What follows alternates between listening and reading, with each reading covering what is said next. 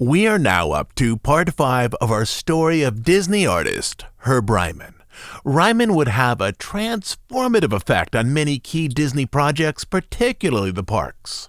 Who made the first unified illustration of Disneyland? Well, Ryman did. Who created much of the art that gave rise to New Orleans Square? Ryman did that too. Who developed endless conceptual images of the Magic Kingdom and Epcot, including early drawings and paintings of the castle and spaceship Earth? Of course, the answer is Ryman. But in our journey through his life, we aren't quite up to the point where Ryman begins to work with Disney. We'll get there in our next episode. But right now, we're still watching as Ryman takes in experience after experience, lessons about art and filmmaking that Walt will find so valuable in the 1950s and 1960s. Today, though, we're in the mid-1930s. Herb Ryman is about to leave France as part of his world tour and move on to Asia, which is the portion of the trip that ultimately transforms him. In terms of his overall life journey, he is on the road toward work on Disney films and later the parks. But he's not quite there yet. At the moment, he's taking in all of the lessons that years later would make him indispensable at WED and at the Disney studio. So today, we're dialing it back to 1936. If you're ready, let's go.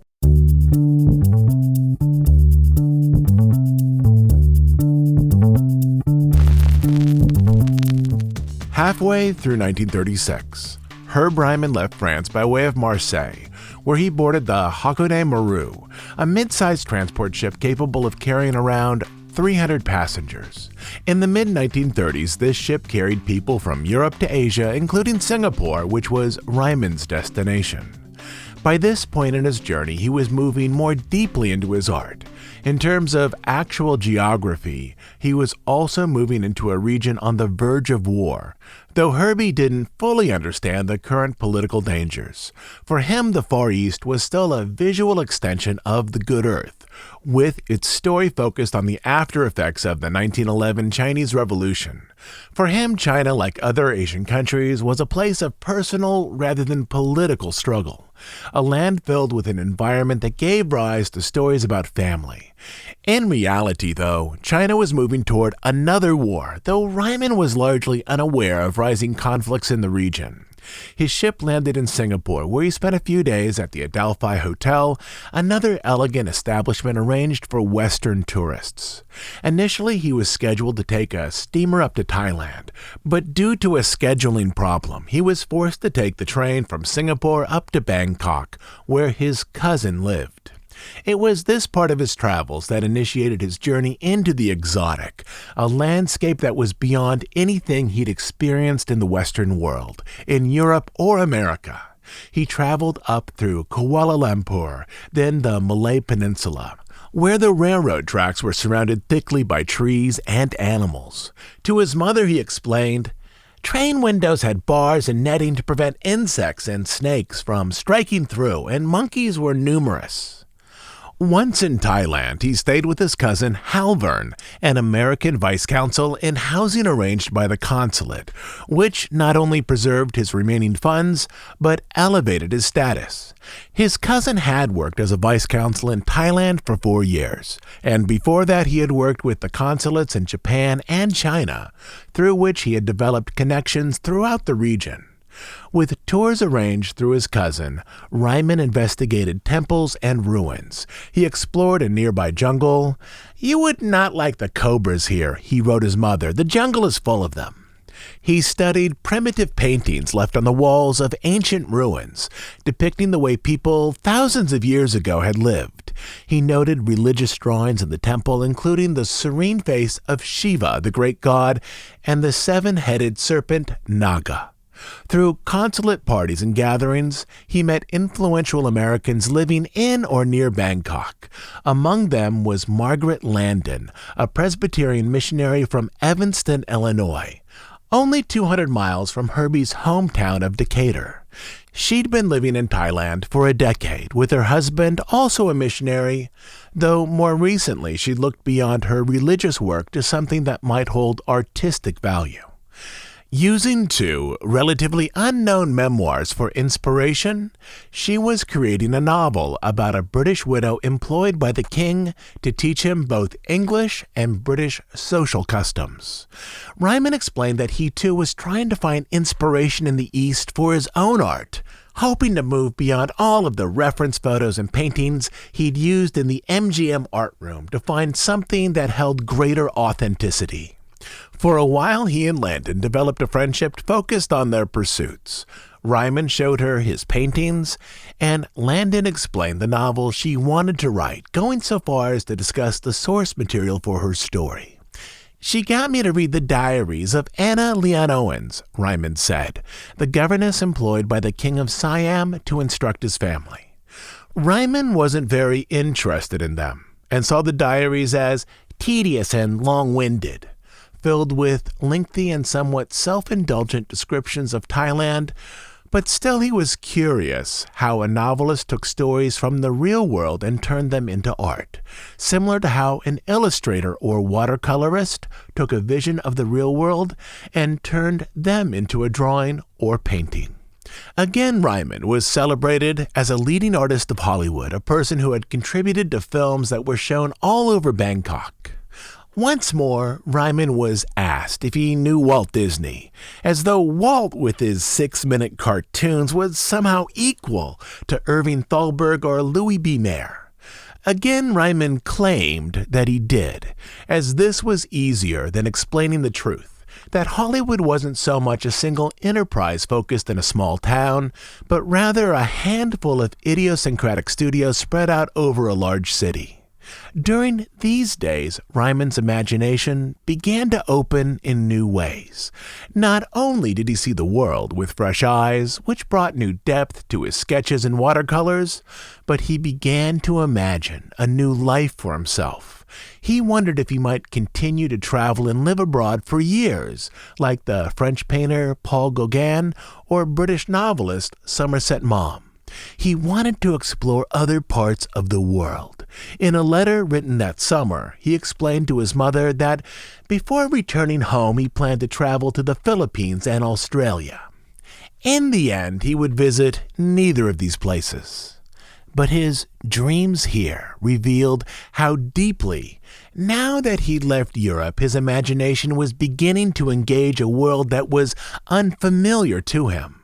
It also revealed how much MGM now seemed like part of his past. His travels in Asia and his access to key cities was almost wholly due to the generosity of his cousin. Due to issues with wire transfers and with Lucille working as a talent scout, Halvern lent Herbie hundreds of dollars that he would repay once back home with access to his bank account. Beyond the money, Herbie continued his journeys under the auspices of Norris as an American dignitary whose travels were tacitly supported by the consulate. In mapping out his journeys, Herbie planned to first visit Japan, then China, both places where Norris had worked. Through his cousin's connections, Ryman would obtain studio space, enter artistic communities, and find invitations to social gatherings. He was warned about the growing political tensions between Japan and China, but again these warnings were lost on him, as he simply wanted to draw and paint what he saw. On the ship up to Kobe, he found that he was one of the few Westerners traveling to Japan, as the country was now clearly moving toward war. He watched movies with his shipmates, many of them from Hollywood, including one silent offering by Charlie Chaplin. He listened to radio. He invited the captain to sit for a portrait. Once in port, he was interrogated by customs officers who demanded to see his paintings, drawings, and photographs, concerned that Ryman might somehow be a spy for the Chinese. Over weeks, he worked his way from Kobe to Kyoto, then Tokyo, where he was again under the protective watch of the local consulate. With his cousin's connections, he visited the Meiji Shrine, dedicated to the memory of the first emperor of modern Japan. Arranged in the middle of a city, the wooded area featured walking paths and gardens, as well as religious structures built with Japanese cypress and copper.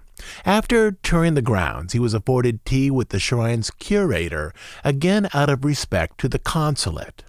On the way back to Kobe, he stopped at the American consulate, where he left paintings for safekeeping, then sailed to China. These presumably would be shipped under official American cover back to the States.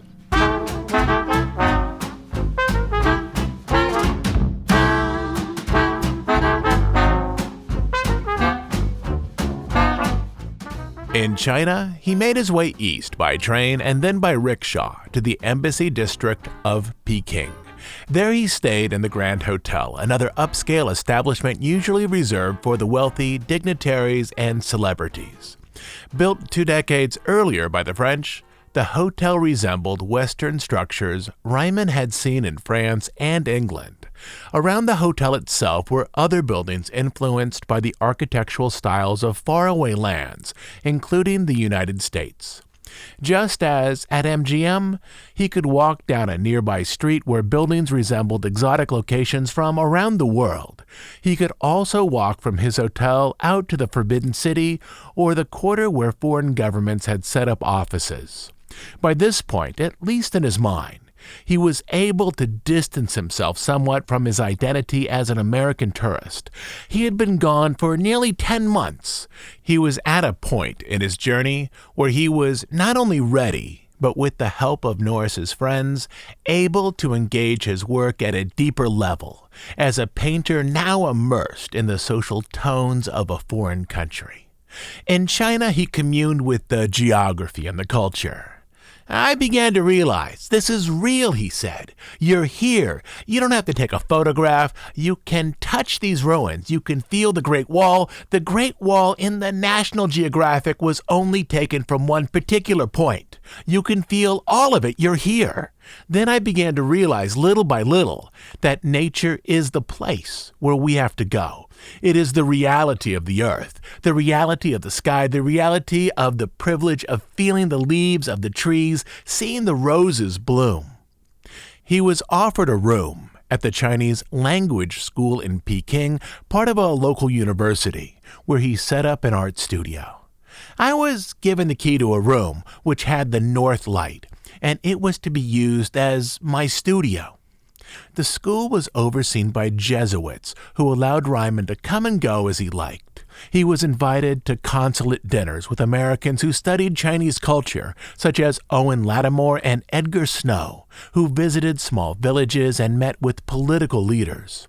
With Ryman, they discussed the strengths and weaknesses of communism in China. Through them, far more than through newspapers or his cousin, Ryman began to understand political boundaries that were closing in on the region. I couldn't help thinking when I learned what was going on, he said, if that is communism, it's okay. They were getting rid of disease, they were getting rid of prostitution.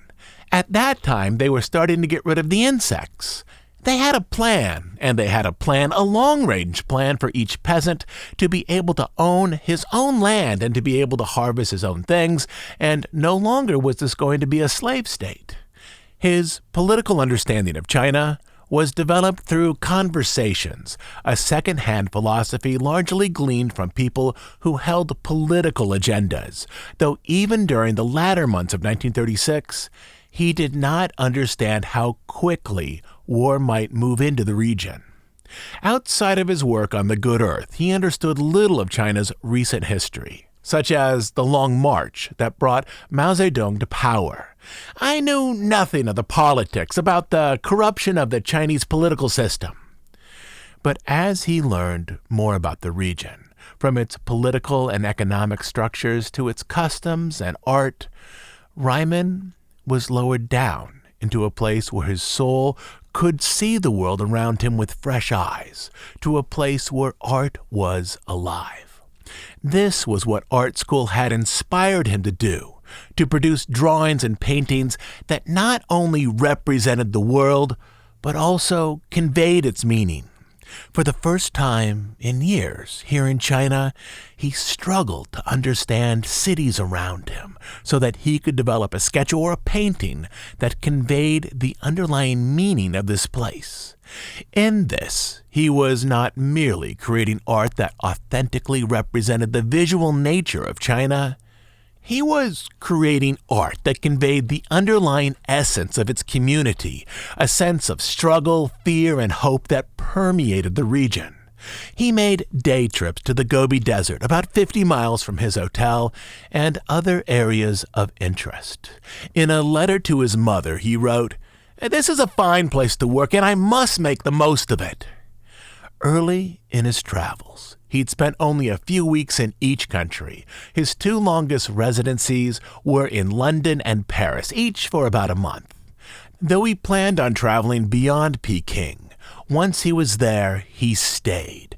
To save money, he slept in his painting studio at the language school, then moved into a traveler's hostel as a way of making his remaining funds go further, just as he had in Paris. 2 months turned into 3, which turned into 4. He explained that he felt the potency of life here.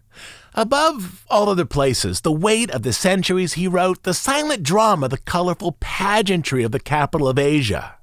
The land spoke to him, made him think of painting in new ways. He moved his American eyes and hands to capture the beauty of a world so different than the one he had known. In Peking, he felt settled, with his spirit connecting to the environment around him. China connected with him in ways that were deeper than that of other countries he had visited. He was part of the expat community. He knew writers, scholars, and a few diplomats. He knew Colonel Stilwell, who would later oversee American military efforts in China during the Second World War. In this unique city, he found that his artistic powers were under his control in ways that produced particularly interesting art. He loved not only the experience, but he loved himself. He was a different person here, or at least he thought so, more assured and expansive. As a result of both the length of his residency and the new confidence he felt in himself, he found others warmed up to him more.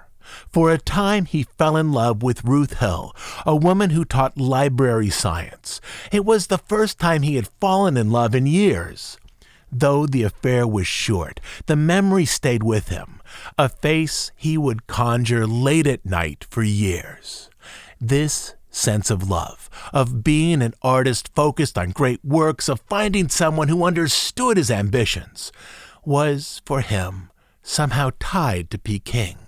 The art, a new understanding of who he was, along with the feeling that he was finally an adult. "I thought, I can't leave this place," he said, "and I stayed in Peking until I came back to the States. My money ran out, and I still stayed. I have no regrets. I was a young man." By the start of 1937, some on Embassy Row saw imminent danger on the horizon. The war they had worried about for months was approaching, and they planned to leave. Reluctantly, Ryman decided to go as well. "I'll be here at least another 3 weeks," he wrote his mother. "Then I go to Shanghai, stay only a few days. I will get home about the middle or last of March." By this point, Ryman had been in China just over a half year. He felt he had transformed in important ways, like a character in a movie whose outlook had been reshaped by his experiences. For a while, he believed that there were 2 essential versions of himself, the person he had been before his time in China and the person he was now, with many elements of his old self having been scrubbed away during his time in Peking. But on his way out of the country, while taking a train to Shanghai, he met a linguist who had lived in 46 of the 48 United States. The linguist explained that he had studied colloquialisms and speech patterns in the United States and elsewhere, and was fairly sure he could identify within 125 miles where any American such as Ryman had been born. Ryman had lived in Illinois, Southern California, and had traveled through Europe and Asia. which he believed had removed traces of his Midwest childhood. Skeptically, he said, "Go ahead." The man listened to the way Ryman spoke. He considered his voice for many minutes, then explained he knew roughly where Ryman had grown up. He said that Ryman had been born somewhere between Chicago and St. Louis. A little stunned, Ryman admitted that this was correct, that he had been born roughly halfway between those two cities. The linguist looked satisfied that his professional parlor trick had played out so perfectly. But for Ryman, there was something beneath this trick. It left him wondering how deeply he was tied to his past, if no matter how he tried, he would always be tied to the places where he had been born and raised. And then a larger realization came down around him, one that mattered to him as an artist. No matter how he studied China, he likely would never see it as it existed for those who lived there. He would see it as an outsider, an interested outsider, but an outsider who had been raised on the other side of the globe. It was something, for better or worse, that he needed to accept. Maybe this was how art would work in his life, absorbing situations far from home and then visually interpreting them through experiences that were familiar. Not long after he said goodbye to the linguist, he made his way to a boat, one that would carry him back home. In all, he would leave China a few weeks before the Japanese invaded, an assault that would slowly begin the Second World War in the Pacific. "I was living at the Marco Polo Bridge up until a period of 1 month before the Japanese invasion," he said. In the years that followed, he would hear reports or see photos confirming that some of the places he had known had been destroyed, broken down into rubble. As an artist, even as a person, his soul was still connected to those places. In the years to come, he would feel a unique loss. The place where he had come closest to being the person he wanted to be no longer existed in the way it had in 1936, except in his memory.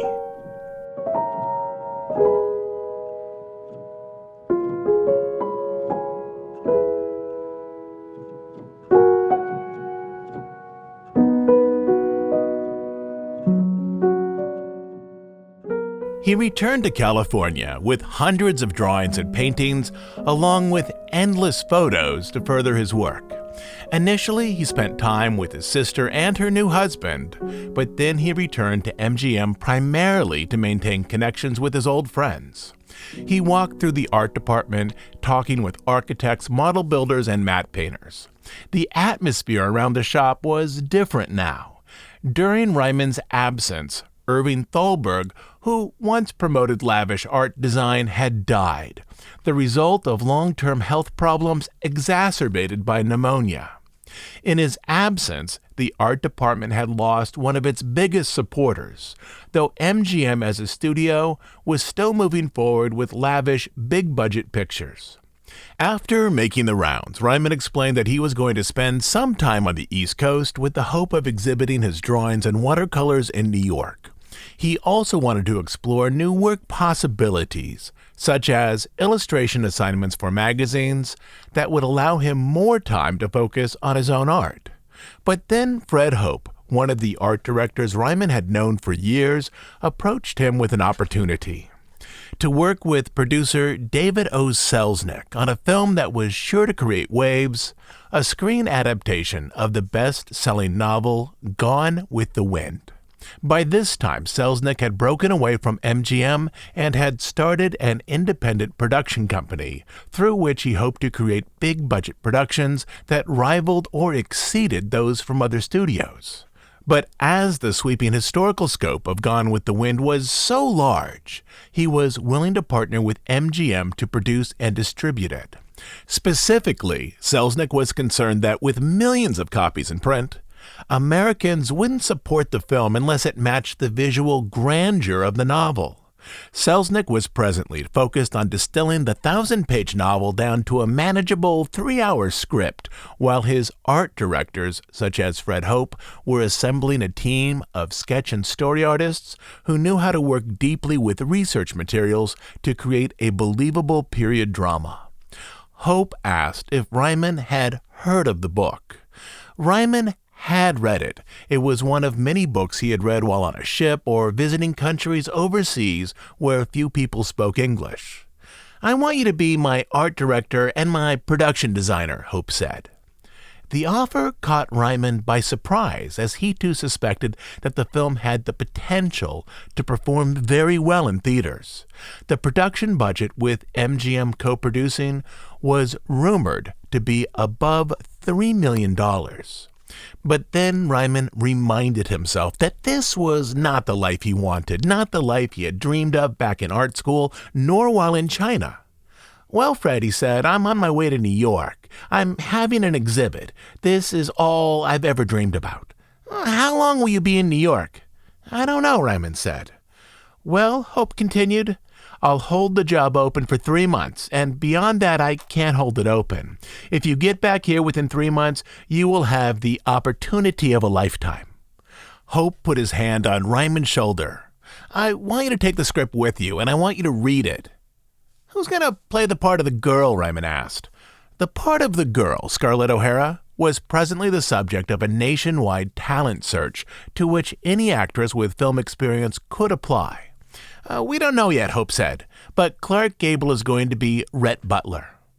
Gable had starred in Mutiny on the Bounty, which was another film on which Ryman had worked. That night, Herbie discussed the offer with his sister and her husband, Louis McClune, both of whom understood the significance of the film. But he didn't need to make his decision immediately. He had 3 months, enough time to at least see New York and hopefully put together a gallery show. With the script packed in his luggage and his back seat filled with watercolors, Ryman left Los Angeles and drove not to New York, but to the center of his youth, Decatur, Illinois. On the road, as he passed through Nevada, Utah, and Colorado, he thought about Hope's offer. The novel had sold a tremendous number of copies, which ensured that the movie, at least in its initial weeks, would do fabulous business, so long as the script was passable and the visuals were compelling. Ryman understood that the production team would include a number of artists, from interior designers to set designers to illustrators to architects. But in this mix, he'd hold a substantial role, a significant step up from the work he had previously done at MGM. As the highway thrummed beneath his car, he found that his mind was in multiple places, in Illinois, in China, in New York, and surprisingly back at MGM, where he'd been surrounded by friends who were also artists. In Decatur, he visited with family and friends. That linguist he now saw had been right. A significant piece of his heart was tied to this town, a place that he would never be able to abandon. Still, he could hear Fred Hope's voice whispering to him about work on Gone with the Wind, what might turn out to be one of the most important movies of the year, or even the decade. He was torn, unsure which option would best define his future. Hollywood offered money and security. New York offered risk, but it also offered the opportunity to complete the vision of himself he'd developed in art school, also an image of himself he had further developed overseas. He was unsure exactly where he should spend the next year, that is, once he got a gallery exhibition together. But then Ryman saw what he believed was the hand of fate push him east. "I go to visit my mother, and I'm there for about 5 days," Ryman explained, "and my sister mails me a copy of the billboard." From the clipping, Ryman learned that Fred Hope had died on April 20th, shortly after Ryman had left Los Angeles. He had died from complications resulting from an appendicitis operation. Ryman knew exactly what this meant, that the art team for Gone with the Wind would be assembled by someone else. Leaving Decatur, he still planned to exhibit in New York, but he also felt the mood of art school coming down around him again. While a student in Chicago, he had spent his summers at an art colony working on sketches and watercolors, periods that had been particularly productive for him. Now he traveled up to Algonquin, Maine, to spend time at a summer art colony overseen by Charles Woodbury. Woodbury taught seminars focused on an artist's vision called The Art of Seeing, which helped painters better understand their own artistic vision. Arranged with a group of artists, Ryman painted outdoors working with watercolors. If anything, his journey to Europe and Asia had further solidified the division that existed in Ryman's mind between the type of painting valued in fine art circles and the type of commercial art required to make motion pictures. It was that first type of painter he now hoped to become. Beyond this, he had a second reason to visit Maine. 5 years out of art school, he still did not have a long-term girlfriend, leaving him unmoored in the world. He went to Maine to visit Eleanor, the girl he had dated in Chicago. During my stay in Maine, I asked Eleanor to be my bride, but she just wasn't ready to settle down. She wasn't ready to give up her independence. This was almost surely a way to let Ryman down easily, to sidestep a marriage proposal from a person she hadn't seen in years. In all likelihood, she could see that Ryman wasn't particularly interested in a traditional marriage. He was interested in art and travel, in developing himself into a person whose paintings presented the world with truth and beauty. Her rejection, along with the termination of Ryman's overseas relationship with Ruth Hill earlier that year, brought him more deeply into other types of relationships, particularly with his mother and sisters. At times, he would also have close friendships with other artists, also with some of his bosses. His bosses tended to be older men who held some of the force and confidence of the father he had lost as a boy. This still was something that Ryman needed. But for now, he simply drove from Maine down to New York, the center of the American art world, where he hoped to begin a new chapter in his life as an independent artist.